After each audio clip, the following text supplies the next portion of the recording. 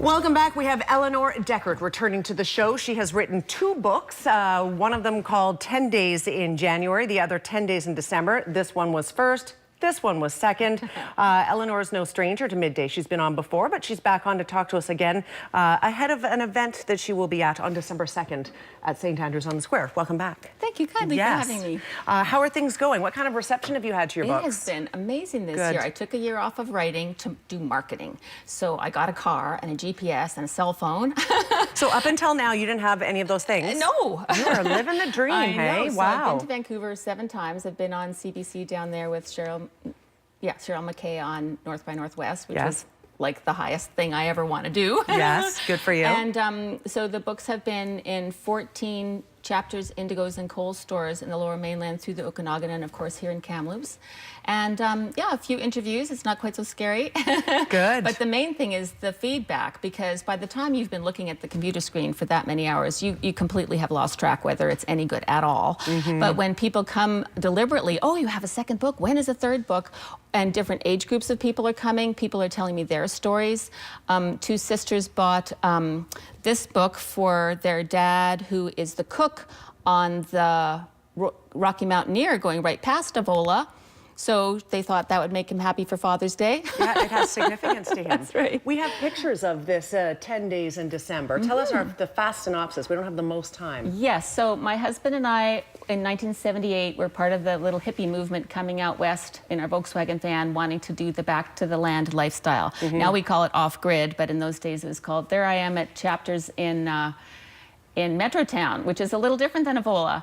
And this fellow stopped the train, knocked on my door, and handed me a $50 bill and wanted both books. That's amazing. And this lady I met in the SkyTrain, and she said, oh, I've read your book. And I said, how did you do that? And she's part of the book club in Merritt, and that it's in the library. This is my interview with Cheryl McKay on CBC back in July. Good for you. You've made the rounds then, haven't you? I've made the rounds, and it's very fun. This is a little model that I bring to my booth to show the kitchen cooking stove, which is all we had to heat with, and how tiny the cabin was. And then I talk about the cracks in the floor and how cold it was when it hit 40 below. Yes. But I wanted to come today because there's, besides the log cabin, how cold it was and all that back to the land stuff, there's also the element of having your first Christmas away from home. And you might not have lived in a log cabin, but you might have had a first Christmas away from home. I had no idea it was going to hit me so hard, because I was so happy with the success we had with our trip and our log cabin, and we were newlyweds, and I was madly in love and all those things. But as soon as the Christmas Carol started, every Christmas Carol gave me a different memory, a different kind of pain. You know, the shopping in the mall, the church, the little nativity scene, the Christmas tree, your family, the food.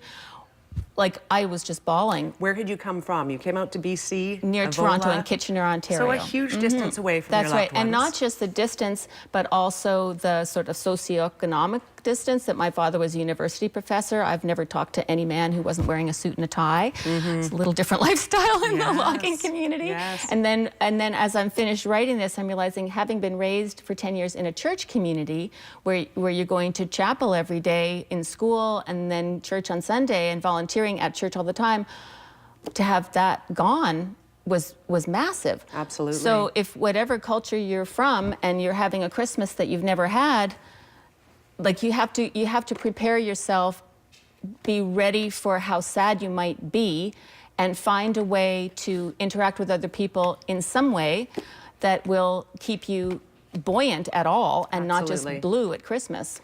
We're almost out of time. I notice here you've got these on CD as well. Audiobooks, yes. Audiobooks, that's awesome. That's right. So that, I'm hoping some people have vision problems or would prefer to listen or hear it in the car. Absolutely. So again, St. Andrews on the Square, December the 2nd. People can pick up your books there, or your audio. And this is a $20 event, and so these books will be significantly marked down so that they can be at the $20 event. I'm hoping to meet people there that have heard me here. That's awesome. Eleanor, what a pleasure to have you back on the show. Thank you so kindly. Thank you for being here. Again, if you would like to meet with Eleanor, you can absolutely do that at St. Andrews on the Square, December the 2nd. Website on the screen as well, eleanordeckert.com.